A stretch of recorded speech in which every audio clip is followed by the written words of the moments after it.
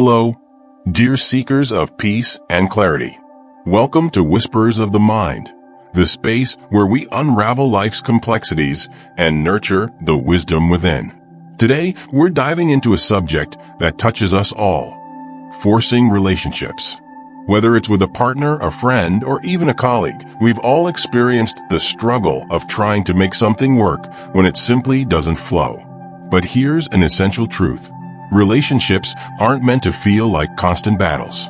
Yes, they require effort, but there's a profound difference between healthy effort and unhealthy force.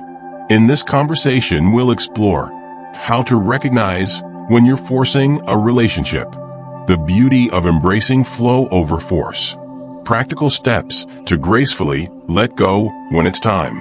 By the end of this video, you'll feel empowered to release the connections that no longer serve you and embrace those that truly align with your heart and soul. If this resonates with you, don't forget to like, share, and subscribe to our channel. Together, let's continue this journey of self-discovery and meaningful connection.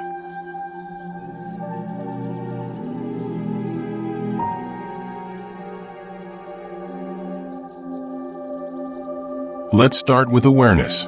How do you know when you're forcing a relationship? Sometimes the signs are obvious.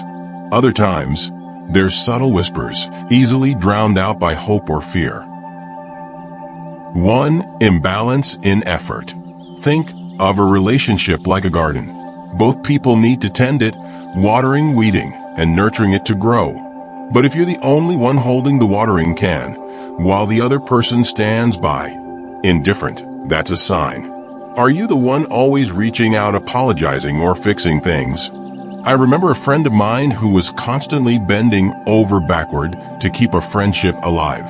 She'd make plans, check in, and even rearrange her schedule to accommodate the other person. But when she stepped back, she realized that if she didn't initiate contact, weeks would go by without a word. That imbalance told her everything she needed to know. 2. Emotional exhaustion. Pay attention to how you feel.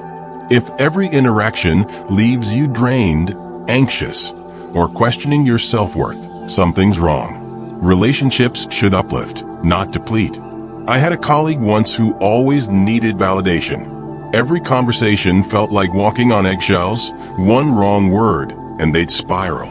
It wasn't sustainable, and eventually, I had to step away for my own well-being. 3. Ignoring red flags. We've all done it. Painted over cracks in a relationship because we wanted so badly for it to work.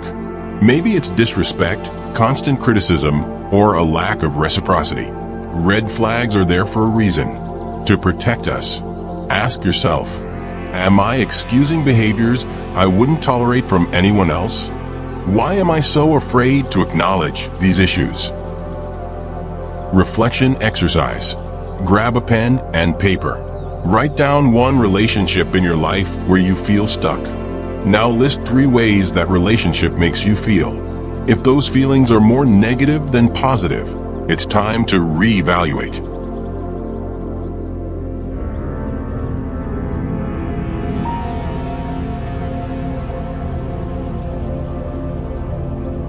Let's talk about flow, that beautiful state where relationships feel natural, even through challenges. When you're in flow, you don't have to constantly push or pull. Things move organically, with mutual effort and respect. 1. What does flow look like? Flow is like a river. It's not about avoiding obstacles, but moving around them together. In relationships, this means communication happens easily, not as a chore. Challenges are met as a team, not a tug-of-war. Both parties feel valued and seen. 2. The problem with force. Forcing a relationship is like trying to row a boat upstream.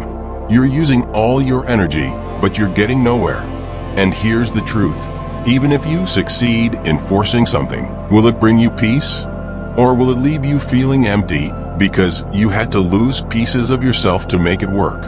A close friend once told me, if I have to change who I am to keep someone in my life, then they're not really in my life. They're in a version of me that doesn't exist. That hit me hard because it's so true. 3. Trusting the process. Sometimes, letting go feels like losing, but it's actually about making space for the relationships that do flow, for the opportunities that align with who you truly are. Reflection exercise. Think back to a time when a relationship ended, but later you realized it was for the best. What did you learn? How did it make space for something better in your life?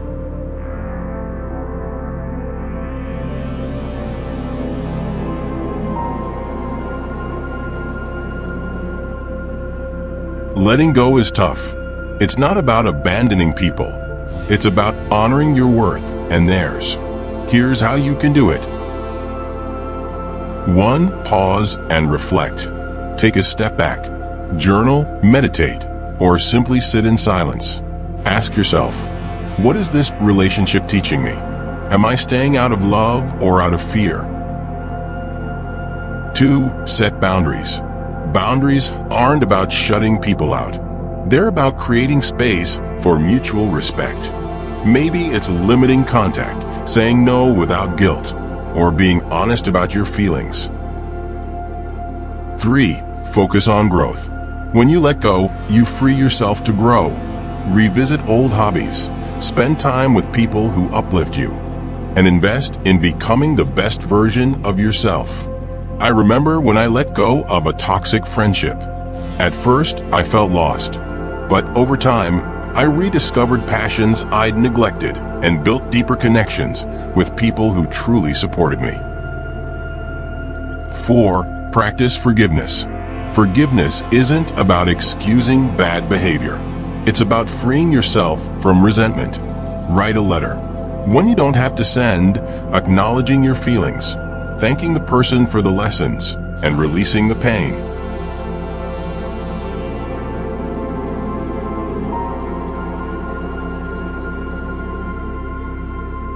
Letting go of forced relationships isn't about giving up.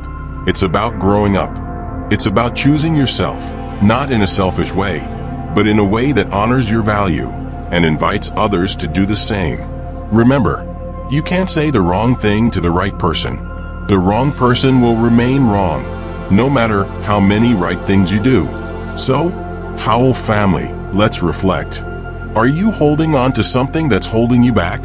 What might happen if you let go and trusted the flow of life? I'd love to hear your thoughts. Share your experiences in the comments. Let's keep this conversation going because your voice matters. If you found this video helpful, don't forget to like, share, and subscribe. And if you have a topic you'd like me to explore, let me know. Together, we'll keep diving deeper into what it means to live authentically. Until next time, remember, you are enough just as you are.